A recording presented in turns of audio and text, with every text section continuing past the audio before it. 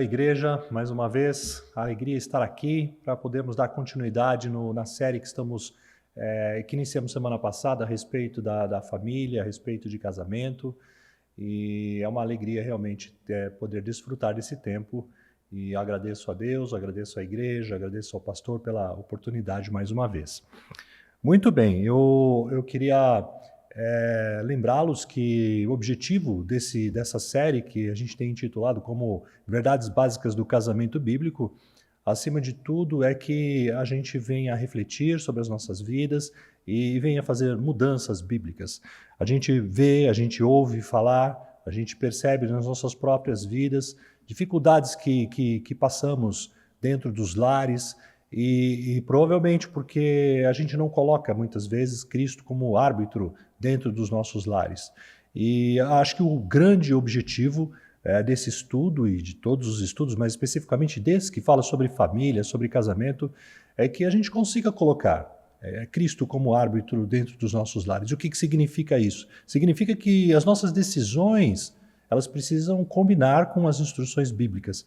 Nós nos convertemos, a gente tem uma série de aprendizados bíblicos, e às vezes temos dificuldade em transformar aquele conhecimento teórico em decisões práticas dentro dos lares.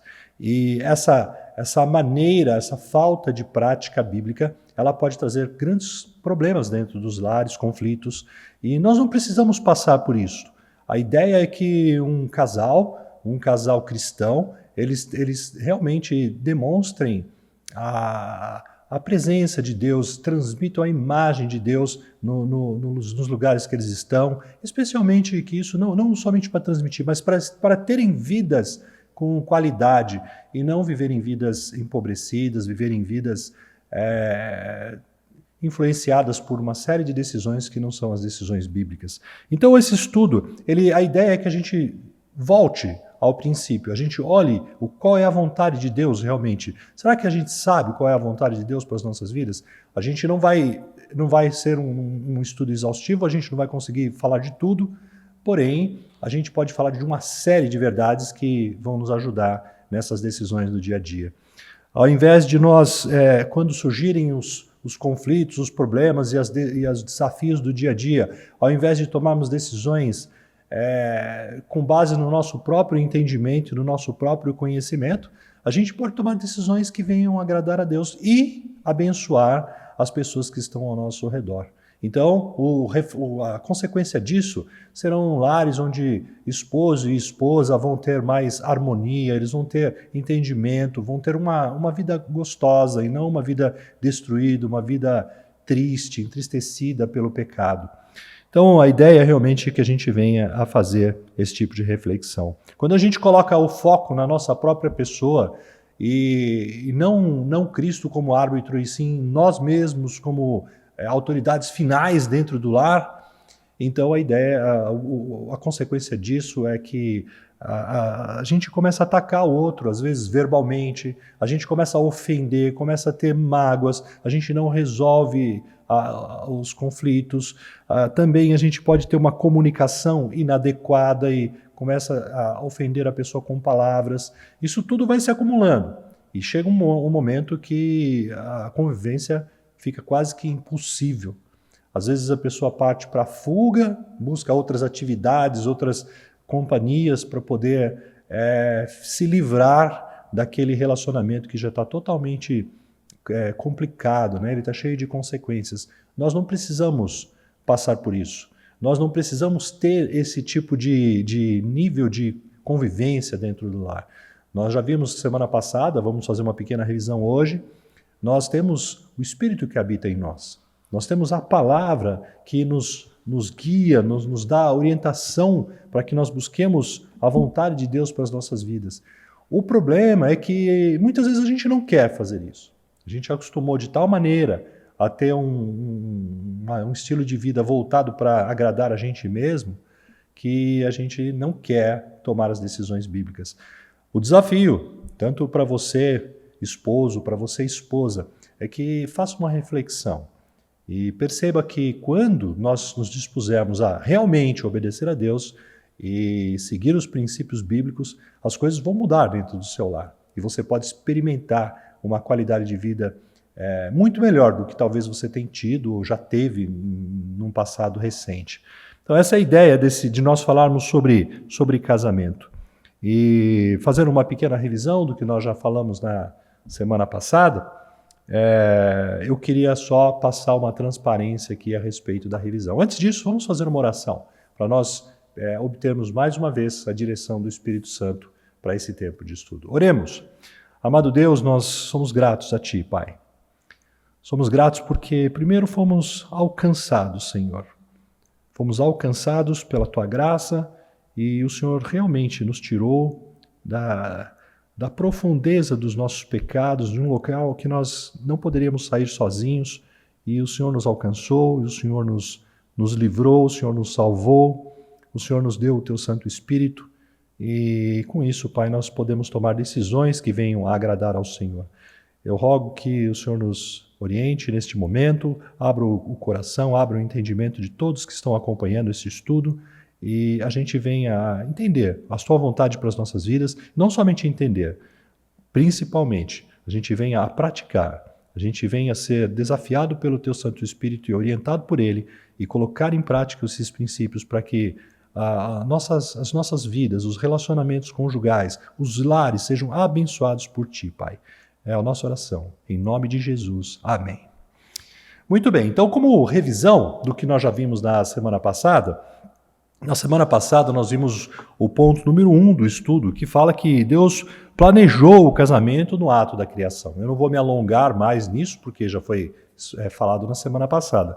Apenas usamos o capítulo 1 de Gênesis, que nós vimos o relato da criação, e quando chegou no momento da criação do homem e da mulher, do ser humano, ficou evidente que ele fez a imagem e semelhança de Deus. Diz assim o versículo 26 do capítulo 1 de Gênesis, e Deus disse: façamos o ser humano à nossa imagem, conforme a nossa semelhança. Então, foi falado bastante na semana passada que o plano original de Deus, quando Ele criou o ser humano, é que nós tivéssemos a mesma característica, a mesma semelhança, a imagem espiritual dele, que o nosso relacionamento como homem e mulher refletisse a mesma perfeição do relacionamento da Trindade. Evidentemente que nós sabemos que houve o pecado e esse relacionamento foi estragado, ele foi complicado. O pecado trouxe uma série de consequências, por causa disso nós temos uma série de problemas hoje. Mas originalmente falando, a ideia de Deus, o plano de Deus foi que o homem refletisse as características dele. Então nós podemos amar como Deus amou, nós podemos nos relacionar como Deus se relacionou, e isso é o que diz aí o relato da criação. Ainda no mesmo versículo 26, ele fala: tenha ele, o homem, domínio sobre os peixes do mar, sobre as aves do céu, sobre os animais domésticos, sobre toda a terra e sobre todos os animais que rastejam pela terra. E então percebam que quando nós conseguimos refletir a imagem de Deus, a imagem e a semelhança de Deus, ou seja, o relacionamento da Trindade, nós conseguimos ter domínio sobre a situação. Aqui colocado como sobre os peixes, sobre as aves, sobre tudo, mas nós conseguimos dentro da nossa casa ter domínio sobre a situação, tanto interna como externa, tanto no nosso relacionamento como nos relacionamentos externos, quanto na criação de filhos. A gente pode ter domínio. Isso vai acontecer quando nós tivermos entendimento, quando nós tivermos comunhão, quando nós tivermos a mesma maneira de pensar, a unidade, colocando Cristo como árbitro dos nossos lares. O versículo 27 diz: assim Deus criou o ser humano à sua imagem, a imagem de Deus o criou, homem e mulher os criou. Então aqui ele fala especificamente a figura do homem, figura masculina, e a figura da mulher, a figura feminina, mostrando que a ideia dele é que ambos pudessem ter o mesmo tipo de comunicação que ele tinha. E no verso 28, ele falou: e Deus os abençoou e lhes disse: sede fecundos, multipliquem-se, encham a terra e sujeitem-na. Então percebam que a união do homem e da mulher é algo abençoado por Deus. Ele os abençoou. E a gente tem que trazer isso para dentro dos nossos lares, mais uma vez, fazendo esse tipo de comparação. Quando nós conseguimos ter o entendimento e seguir as instruções que Deus deu para nós, Deus vai abençoar também o nosso relacionamento. O casamento em si, ele é abençoado por Deus, desde que a gente esteja nos moldes bíblicos. E também, a gente já falou na semana passada, que quando ele coloca homem e mulher, a ideia é que a família é composta de um homem e de uma mulher. Qualquer coisa diferente disso não tem apoio bíblico. Então, o casamento do ponto de vista de Deus é entre um homem e uma mulher. E Deus também concedeu ao casal a bênção da procriação, como está escrito aí também no versículo 28. Sede fecundos, multipliquem-se, encham a terra e sujeitem-na. Então, Deus realmente ele deu ao homem e à mulher a possibilidade de procriar. Criar novos adoradores para o próprio Deus Criador. E o versículo 31, Deus viu tudo o que havia feito e eis que era muito bom. Isso mostra a aprovação do casamento por Deus. Deus aprovou o casamento, era muito bom. Então vejam, o casamento, como já foi falado, para finalizar essa introdução, ele não é uma invenção do homem. Ele não é uma invenção do homem para uma conveniência social ou para exercer um poder financeiro ou alguma coisa do tipo, ou apenas para que você tenha uma convivência com uma outra pessoa. Ele tem um objetivo maior do que isso. A ideia é que juntos a gente consiga refletir o relacionamento da Trindade de Deus. Isso foi o que nós falamos na semana passada. Qualquer outra forma que não foi dessa que foi falada, realmente não é abençoada e não é aprovada por Deus. Então, os muitos problemas que a gente enfrenta no lar são frutos da distorção do plano original de Deus. Então, resumidamente, bastante rápido, eu não quis me alongar muito nessa parte, porque é apenas uma revisão. Isso foi o que foi falado na semana passada. Bom, agora, como o ponto 2, indo para o próximo ponto, deixa eu ver aqui, vou passar mais umas transparências. Sim, ponto 2 aqui, Deus, ele planejou o casamento para completar o homem. Esse é o ponto número 2. Então percebam que aqui a gente começa a evoluir, a avançar um pouquinho. O casamento, como diz aí nesse ponto A do item 2, letra A, o casamento, ele supre o companheirismo. E aqui eu queria avançar um pouquinho, já indo para Gênesis capítulo 2. E o versículo que dá a base para isso é o versículo 18, que diz: O Senhor Deus disse ainda: Não é bom que o homem esteja só. Farei para ele uma auxiliadora que seja semelhante a ele. Então, só para a gente criar uma ligação entre o que foi falado e o que vai ser falado, depois que passou o versículo 31, entrou no capítulo 2, então, ao ler o capítulo inteiro, a gente percebe que houve o tempo de descanso de Deus e Deus criou, depois ele começa a falar em detalhes o que ele havia criado e ele fala novamente sobre a criação do Éden, ele fala sobre a criação do homem, ele vai falando detalhadamente o que ele já tinha narrado no capítulo 1, mas agora ele fala com um pouco mais de detalhes, é como se a gente tivesse um outro ângulo de visão sobre a criação. E aqui fica claro que Deus criou primeiro o homem, então ele criou o homem do pó e colocou o homem no jardim, para que cuidasse do jardim que ele também havia criado e tinha colocado toda espécie de plantas para que pudessem alimentar o homem. E também, como nós vemos lá no relato da Bíblia, a árvore da vida e também a árvore do conhecimento do bem e do mal. Mas, enfim, quando chegou no versículo 18, ele faz essa declaração: Não é bom que o homem esteja só. E normalmente, em outros estudos, eu até uso esse versículo para mostrar a instituição do casamento. Deus falando, Deus constatando, não é bom que o homem esteja só. Então, a gente pode entender tanto do ponto de vista só para cuidar do jardim, só por causa da solidão, ou até com relação a aspectos emocionais. A gente vai falar um pouco mais disso, mas a gente pode ampliar isso. Mas o fato é que Deus falou, não é bom que o homem esteja só. Então ele decidiu criar uma auxiliadora, e aqui essa auxiliadora pode remeter também ao fato de que ele tinha dado ao homem a instrução para cuidar do jardim. E ele precisava de uma auxiliadora para aquele trabalho, e também para que ele não se sentisse só.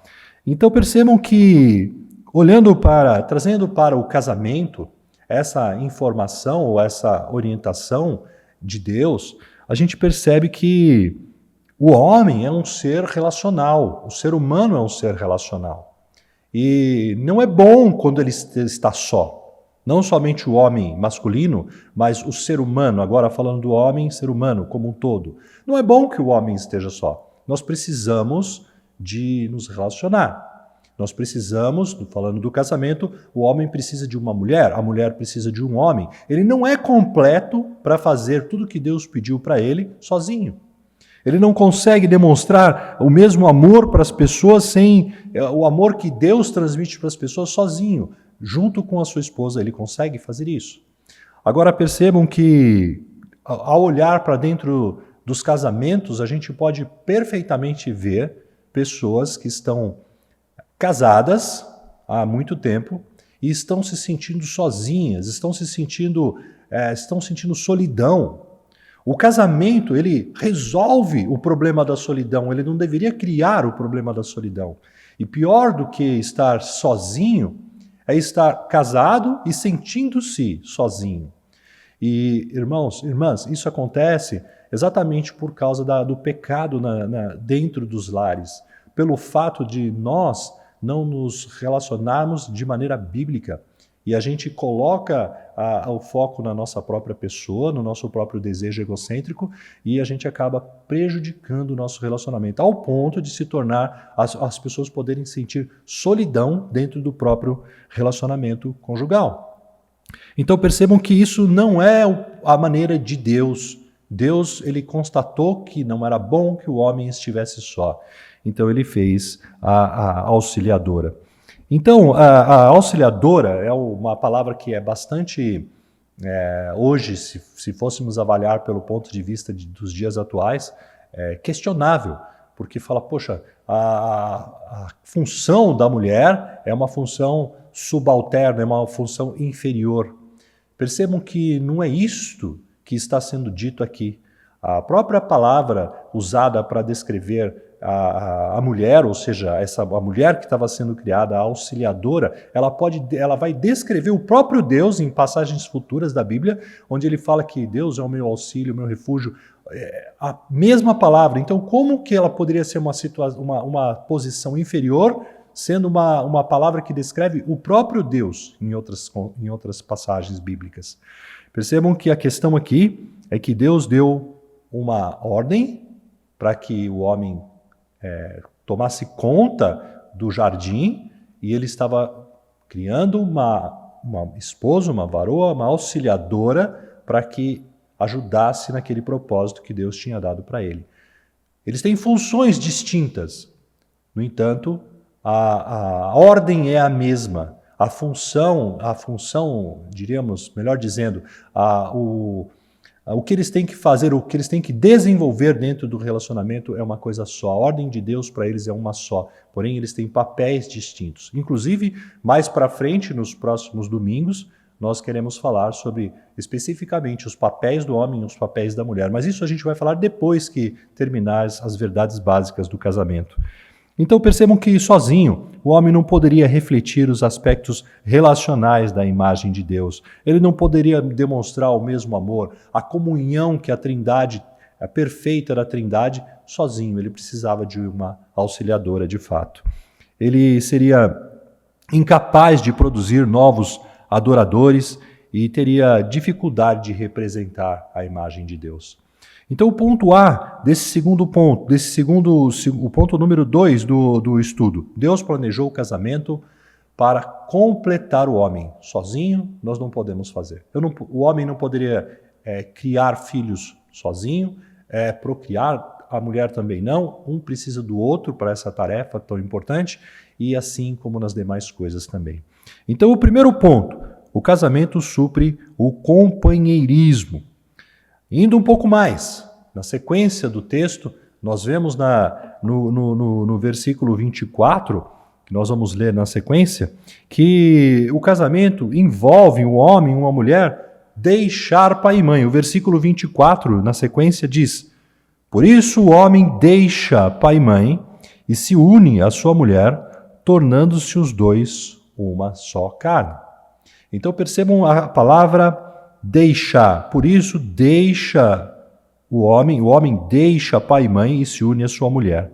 Então a questão aqui, mesmo no relato da criação, ele já estava mostrando que a ideia dele, o normal, não que isso seja uma regra para todas as pessoas, mas dentro de uma normalidade, o comum é que o homem chega numa certa idade, e a mulher também, eles vão deixar o seu lar de origem e vão formar um novo lar. Eles vão iniciar um novo lar.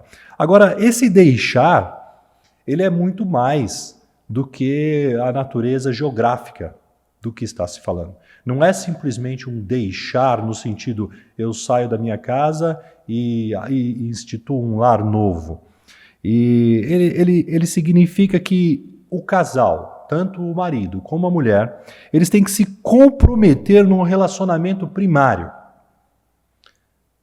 Vamos explicar um pouco mais isso, para ficar mais claro. Quando um casal tem um filho, os filhos, o relacionamento primário está entre marido e mulher. Eles são um relacionamento primário na Terra. A partir do momento que eles têm filhos, os meus filhos são relacionamentos secundários comigo. O meu relacionamento primário é com a minha esposa. Os meus filhos já são relacionamentos secundários. No entanto, quando meus filhos se casam, o relacionamento primário deles é com o cônjuge. E o relacionamento deles comigo e com a minha esposa, relacionamento secundário. Então essa é a ideia de deixar. Agora, percebam que aqui começa uma série de problemas. Por quê? O que deveria ser apenas algo geográfico, ele tem que estender-se para a questão emocional, a questão financeira, a questão de dependência de todos os aspectos. E o que nós temos percebido? Onde que tem a origem uma série de coisas, série de conflitos dentro do lar?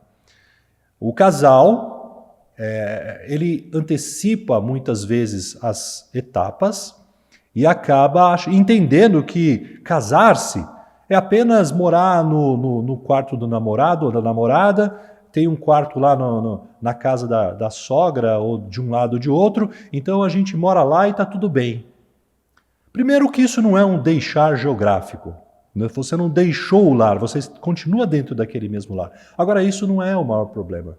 O maior problema, isso muitas vezes é feito por questões de falta de preparo, não tem estrutura financeira. Muitas vezes há uma gravidez fora de tempo porque infringiu outros princípios da palavra de Deus. Então, o que acontece? Acaba como solução, vamos fazer pelo caminho mais curto, pega-se um atalho. Agora, quando você está dentro da casa de uma outra pessoa, quem é a autoridade lá dentro? É o dono daquele lar. O relacionamento primário ali vai ser entre o dono da casa e a dona da casa. Então o ideal é que você saia daquele ambiente, que você crie uma nova estrutura, que você deixe a dependência tanto geográfica, como também a dependência financeira e a dependência emocional. Uma vez que o novo casal ele é um relacionamento primário entre eles, é muito complicado quando uma das partes não se liberta emocionalmente dos pais e acaba levando os problemas de dentro de casa para o lar antigo, que agora é relacionamento secundário, não é mais relacionamento primário. Então há uma dependência emocional dos pais. Percebam? Isso é lógico que a maturidade em todos os aspectos ela virá com o tempo. E possivelmente você vai se aconselhar, você vai buscar bons conselhos com seus pais. Eu não estou dizendo que isso é errado. O que eu estou falando é que muitos casais não rompem essa dependência emocional e não se juntam ao seu cônjuge como relacionamento primário. Eles não têm um ao outro como relacionamento primário, eles continuam levando um estilo de vida, de uma maneira ou financeira ou emocional, dependente, vinculado ao lar antigo. E isso faz com que prejudique o relacionamento entre o novo casal. Uma série de problemas dentro dos lares tem origem exatamente nisso. As pessoas não têm independência financeira, não têm condições de sustentar o seu próprio lar e acaba dependendo financeiramente. Isso, a pessoa se sente no direito, às vezes, de dar ordens e palpites, porque, afinal de contas, é a pessoa que está pagando a conta financeiramente. Ou então, a própria pessoa não se liberta emocionalmente. Então, é um grande desafio aqui para os casais observarem. O seu marido, a sua esposa, é o seu relacionamento primário, de fato? Será que você está dependendo emocionalmente ainda da sua mãe, do seu pai, do seu irmão, de um amigo, de uma amiga? Isso não deveria acontecer.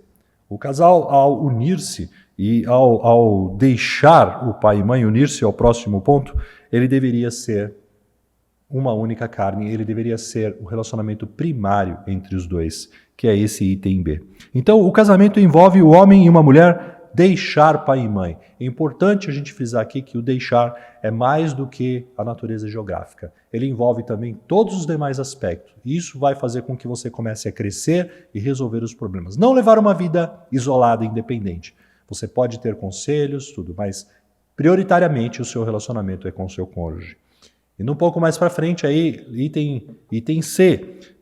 O casamento envolve unir-se. Então, o mesmo versículo 24 falou: o homem deixa pai e mãe e se une à sua mulher, tornando os dois uma só carne.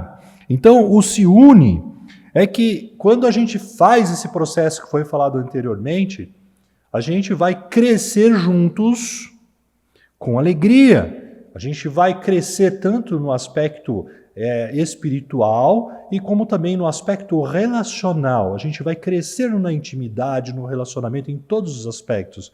Na confiança um com o outro, na comunhão um com o outro, e não apenas uma união por conveniência, em algumas partes. Não é o objetivo falar disso, mas é bem comum as pessoas falharem aqui, às vezes no aspecto financeiro. As pessoas, hoje em dia, você falar para um casal que ele deve se unir financeiramente é complexo, porque o que o mundo ensina é totalmente diferente.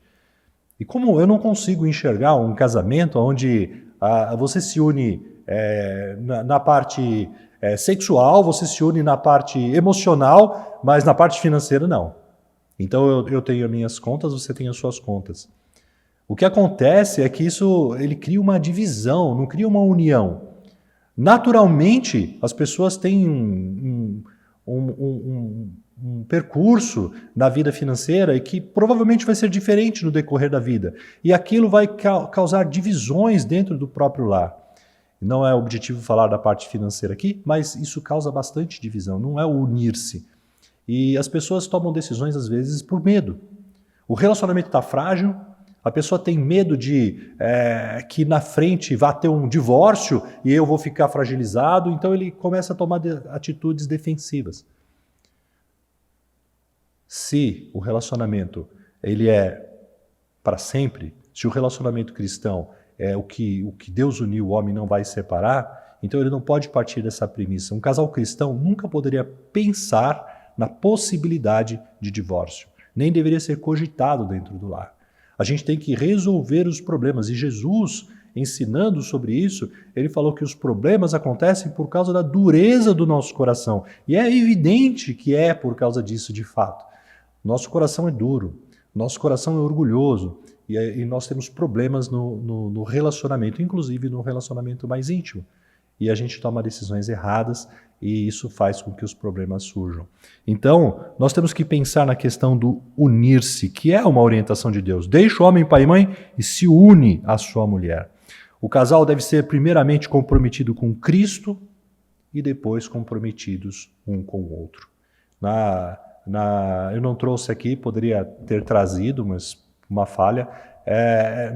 Quando a gente fala na lição de autoconfrontação, nós temos uma imagem que reflete bem isso. Poderia ter trazido uma transparência. Quando Cristo não é o árbitro dentro do lar, nós temos uma figura onde há um conflitando com o outro, uma seta batendo uma com a outra. Dependendo do seu poder de argumentação, um consegue ter mais razão que o outro. Quando Cristo é o árbitro dentro do lar, ele está acima. Nós vamos não apontar um para o outro, mas nós vamos apontar para Cristo. Então, o conflito ele vai ser resolvido exatamente pela vontade de Cristo, pela vontade de Deus dentro das nossas vidas. Então, isso facilita bastante. O fato é que nós precisamos nos comprometer com Cristo. Não somente falando sobre família, não somente falando sobre casamento. A maior parte, ou todos os nossos problemas espirituais, eles estão aí porque nós nos afastamos de Cristo, nós não nos submetemos a Cristo. E quando isso acontece, nós somos livres para tomar decisões. Só que as consequências vêm. E no caso específico do relacionamento familiar, ele vem em forma de vidas empobrecidas, vidas entristecidas, exatamente por causa desses conflitos. Então percebam, quando a gente se une, a gente toma uma decisão de colocar Cristo em primeiro lugar, eu quero adorar a Deus acima de todas as coisas, então isso vai facilitar para que eu também faça isso dentro do meu casamento e as decisões que eu tomo passam a ser favoráveis no relacionamento e não desfavoráveis. Então a ideia também é que nós vamos nos unir, ser unidos. Indo para o próximo item, o item D. O casamento envolve tornar-se uma só carne. Então, aí é o que está escrito no final do versículo 24, Gênesis 2, 24. Por isso, deixa o homem pai e mãe, se une à sua mulher, tornando-se os dois uma só carne. E, de novo, envolve não só o aspecto físico, é evidente que o aspecto físico faz parte dessa afirmação, mas também os aspectos emocional, mental e espiritual. Por vezes, os casais se unem apenas fisicamente, deixando o espiritual e o emocional de lado. Então, a pessoa, ela às vezes tem até, geograficamente mora na mesma casa, se une fisicamente, mas tem vidas separadas, objetivos distintos, rol de amigos separados. Eu tenho as coisas que eu gosto e as coisas que ela gosta. Então a gente tem, apesar de casados, nós temos vidas completamente distintas. Ele não tem o tornar-se uma só carne no aspecto espiritual e no aspecto emocional. Então eu não estou preocupado com as coisas que a minha esposa está passando porque isso é a vida dela, não é problema meu. Isso não é tornar-se uma só carne. O tornar-se uma só carne é muito mais do que o aspecto físico e principalmente o aspecto emocional e espiritual. A gente tem que ter os mesmos propósitos. É muito complicado quando, às vezes, um cônjuge vai para uma igreja, o outro vai para outra. Eu já vi casais onde acontece exatamente isso. Um vai para uma determinada igreja, o outro vai para outra. Eles não têm entendimento, eles não se unem nem nesse aspecto.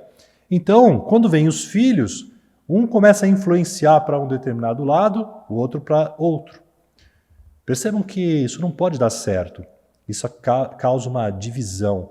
Eles estão se separando, eles não estão se tornando uma única carne nesse aspecto espiritual. E também, quando vêm as necessidades, as dificuldades, os desafios da vida, as pessoas não estão unidas suficientemente para resolver os problemas juntos. Então, torna-se insensível. E aí você pode parar e pensar. Um casal vem com uma série de problemas espirituais, pecados e decisões tomadas erradas. Ele não se uniu corretamente dentro do lar. Ele tem uma vida separada em certo aspecto, os objetivos de vida dele são separados. Quando surgem os problemas mais íntimos, os mais complicados, aqueles que requerem realmente uma ação conjunta, eles não estão preparados para tomar decisões em conjunto. Então, aí o peso recai sobre uma das partes E a gente começa a ver depressão, começa a ver ansiedade, medo, preocupação excessiva. Às vezes a falta de sensibilidade, principalmente por parte dos homens, coloca uma carga extremamente alta sobre as mulheres, que ela deveria ser a auxiliadora da missão principal e não a responsável principal pela ação. E o que acontece? Às vezes aquilo é uma carga pesada demais e isso tem um problema emocional. Ela não suporta aquele problema. Então, ali há uma separação, não estou dizendo um divórcio, eu estou falando uma separação, as pessoas começam a ter dificuldades. E a falta de união não leva o casal a tomar decisões conjuntas. Percebam que quando a gente se desvia do original, uma série de problemas vem. Talvez você esteja se enxergando em algum ponto desse que está sendo falado, mas eu não estou falando isso para desânimo. Eu estou falando isso para mostrar que é possível nós resolvermos isso na medida que a gente volte para a vontade de Deus. Na medida que a gente entenda qual é o plano de Deus para as nossas vidas e tome a decisão mais importante, que é agradar a Deus sobre todas as coisas. Eu preciso decidir amar a Deus e fazer tudo para agradá-lo em todos os aspectos da minha vida, 24 horas por dia. Somente quando eu tomar essa decisão, eu vou estar pronto para abençoar as pessoas que estão ao meu redor. Enquanto eu for egoísta e tomar decisões pensando somente na minha pessoa, eu vou levar para o lado da individualidade, o individualismo, não a individualidade, o individualismo, aquela porção egoísta do Eduardo. Então eu vou causar problema tanto para minha esposa como para as pessoas que estão ao meu redor. Não somente no âmbito familiar, em todos os aspectos. Ao contrário, quando eu decidir agradar a Deus em todas as coisas, eu vou ter facilidade para fazer coisas que sejam agradáveis tanto para minha esposa e favoráveis para resolver os problemas dentro do lar. Eu vou ser mais sensível. Eu não vou deixar que ela carregue a parte mais pesada, que muitas vezes as esposas carregam. Então fica como um desafio para você avaliar a sua própria vida. Por isso que eu coloquei como objetivo no começo. Cada um faz a sua análise. Cada um faz a sua reflexão. E perceba se precisa fazer alguma mudança na sua vida. A ênfase está em suprir um ao outro as necessidades e desejos. Estou falando dessa afirmação, tornando-se os dois uma só carne. A ênfase está em suprir um ao outro as necessidades e desejos, primeiro, físicos e sexuais, e também para fortalecer, encorajar, satisfazer um ao outro e potencialmente reproduzir adoradores de Deus. Então percebam que a união numa única carne, ela é bem complexa, não somente no aspecto físico, mas também no aspecto emocional, espiritual, moral também. Deve haver confiança, abertura e companheirismo em sua nudez. Então, quando falta a confiança, a estrutura do casamento fica prejudicada. Tem que haver, como diz nessa parte final, né? Tornando-se os dois uma só carne. Ela deve haver essa cumplicidade, esse companheirismo. E quando falta isso, realmente há um problema na estrutura do casamento. Isso fica prejudicado. E ainda mais um ponto aí no versículo seguinte, letra E. O casamento, ele completa o homem porque ele facilita na pureza sexual. Mais especificamente, o versículo 25 diz: ora, um e outro, o homem e a sua mulher estavam nus e não se envergonhavam. Não se envergonhavam. Então, como eles ainda não conheciam o bem e o mal, a nudez deles era inocente. Era totalmente desprovida de vergonha. Isso aconteceu, essa narrativa aconteceu antes da queda. Então eles não tinham nenhum problema com o aspecto da nudez, era totalmente inocente. Agora, para nós entendermos um pouco mais a questão da pureza, eu vou apelar um pouquinho para o Novo Testamento e eu vou passar a observar as orientações de Paulo, inspirada pelo Espírito Santo, à igreja de Corinto. Lembrando que a igreja de Corinto era uma igreja, ao mesmo tempo que era provida de muitos dons, cheia de dons, mas também cheia de problemas, cheia de pecados. Porque eles eram pessoas vindo, a maior parte deles, ou grande parte deles, vindo de religiões pagãs, que eles tinham uma série de distorções, eles não conheciam detalhes da palavra e tinham dúvidas. Então, cometiam uma série de pecados aqui. Agora, não é diferente do que a gente vive hoje. A gente pode perceber que a igreja é formada, continua formada por muitas pessoas que vêm do mundo, eu mesmo sou uma delas, que até um determinado tempo da vida não conhecia os princípios da palavra de Deus e ainda estou conhecendo, e a gente acaba trazendo influências para dentro da igreja erradas. Então Paulo, ele estava orientando aquela igreja. Então vamos ver aqui o que diz essa passagem, especificamente 1 Coríntios, eu vou destacar 2 versículos. 1 Coríntios capítulo 7, ele fala muito sobre a família. Paulo explica uma série de coisas sobre a família. Especificamente o versículo 2 diz, digo que, por causa da imoralidade, então nós estamos falando da pureza sexual, né? No caso aqui, a imoralidade, cada homem tem a sua esposa e cada mulher tem o seu próprio marido. Não se privem um ao outro, para que, aí eu pulei uma parte final, para que Satanás não tente vocês por não terem domínio próprio. Então percebam, a imoralidade, ela não é uma novidade, não é algo que acontecia somente naquela época, é uma coisa que acontece hoje, nos nossos dias, e a gente vê aos montes isso por aí, nem preciso falar disso. Mas, na medida que homem e mulher se juntam e se unem numa só carne, isso vai fazer com que, como Paulo está dizendo aqui, ele vai evitar que eles entrem na imoralidade. Vai deixá-los mais fortalecidos para ficar fora da impureza, para ficar fora de aspectos ligados à queda nesse aspecto. Cada vez que o esposo se une à sua esposa, então ele vai estar fortalecido para enfrentar as situações externas. Quando marido e mulher, ambos estão satisfeitos no aspecto físico, então eles estão fortalecidos para enfrentar os desafios fora, tanto no aspecto de tentação sexual, como também as dificuldades que eles têm que enfrentar em todos os aspectos, porque eles vão estar em comunhão, vão estar fortalecidos, vão estar unidos, um vai estar completando o outro para que ele haja, para que ele tenha a ação dele, cumpra o papel dele na sociedade também de maneira fortalecida. E quando isso não acontece, quando é o contrário, também é proporcionalmente inverso. Ele passa a ter dificuldade, um dos dois passa a ter dificuldade e fica mais suscetível aos ataques do inimigo. O versículo 5, ele fala, não se privem um ao outro. Não era a vontade de Deus, não é a vontade de Deus que o casal se prive. Ao contrário, quando isso acontece, como está dito no final do versículo, Satanás vai nos tentar por causa do domínio próprio. Perceba o seguinte, não há desculpa, não há justificativa para o pecado.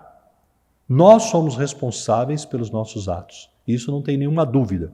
Nós podemos citar versículos e passagens bíblicas que fica claro que Deus nos responsabiliza pelos nossos atos. Então eu não posso culpar a minha esposa por causa do meu pecado e nem ela pode me culpar por causa do meu pecado, por causa do pecado dela. No entanto, nós temos que agir com inteligência nessa área.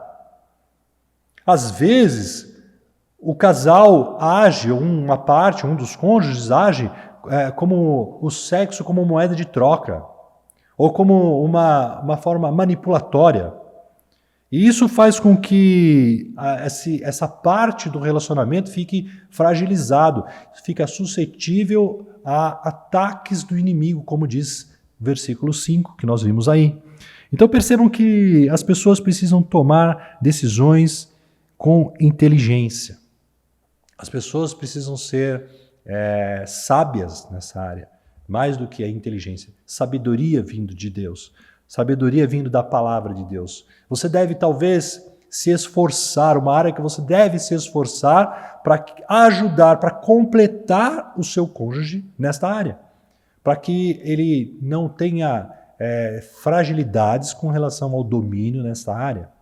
Você certamente sabe do que eu estou falando. Quem está nessa situação sabe exatamente do que eu estou falando. Então, para que a gente não seja vulnerável nesta área, a gente precisa ser inteligente, tomar decisões sábias. E como diz os 2 versículos aí, eu só quis destacar esses 2 versículos, poderia falar muitas outras coisas, mas apenas para ir direto no ponto. Para evitar a imoralidade, por causa da imoralidade, cada um tem a sua esposa, cada um tem o seu marido. O homem, se ele não é casado, e hoje essa questão do individualismo leva as pessoas a achar que eles não precisam de uma outra parte para se completar. Eu faço a minha produção independente, eu não dependo de ninguém. Mas não é esse o plano de Deus. A gente percebe que para que a gente não seja suscetível à imoralidade, para que a gente não seja fragilizado nessa área, para que a gente não seja impuro na área sexual, nós precisamos depender um do outro. E precisamos esforçar. O casal precisa se esforçar, um completar o outro nessa área. Então percebam que, como segundo ponto, nós vimos no primeiro ponto que Deus instituiu, Ele criou o casamento. E nesse segundo ponto que nós vimos, Deus, Ele planejou o casamento para completar o homem. Então nós vimos aí na letra A, com relação ao companheirismo, com relação ao deixar pai e mãe, tanto geograficamente, como espiritualmente, como emocionalmente, também com relação a unir-se, também com relação a tornar-se uma só carne e com relação à pureza sexual. Quando a gente consegue praticar o máximo possível disso que foi falado, então a gente vai estar fazendo o caminho inverso. Ao invés de aumentar os problemas dentro da nossa casa, nós estamos resolvendo. Talvez, com tudo isso que vem sendo falado, e o objetivo é exatamente que seja feita essa reflexão, você pode fazer uma reflexão da sua vida. Você pode olhar para dentro de você mesmo. Como casal, vocês podem conversar e devem conversar. Talvez você já tenha argumentos ou você já tenha elementos para olhar e falar assim, será que os problemas que a gente tem enfrentado dentro da nossa casa não é por causa deste ponto, ou deste ponto, ou deste ponto? Ou seja, certamente você está se desviando do original de Deus. Vocês percebam que a vontade de Deus é que a gente reflita o relacionamento perfeito da Trindade. O próximo ponto que nós vamos falar, o ponto 3, ele vai justamente falar da questão que nós temos que o casamento também foi planejado por Deus para que a gente possa proclamar o Evangelho ao mundo, assim como o nosso relacionamento deve refletir também o relacionamento de Cristo com a igreja. A gente vai falar um pouco mais disso no ponto 3. Mas eu estou percebendo aqui que não vai dar para terminar esse ponto hoje. Então, eu vou deixar o ponto 3 para a semana que vem e a gente completa falando dessa parte mais voltada para a questão da proclamação do Evangelho, que vem complementar isso. Mas como desafio para hoje, o objetivo do casal é que um complete o outro. Você não é capaz de demonstrar todos os atributos que Deus deixou para você sozinho. Você precisa do seu cônjuge. E isso vai ficar bem claro quando você se entrosa bem dentro do relacionamento. Vai refletir o mesmo tipo de comunhão existente entre a Trindade, que é um relacionamento de perfeição.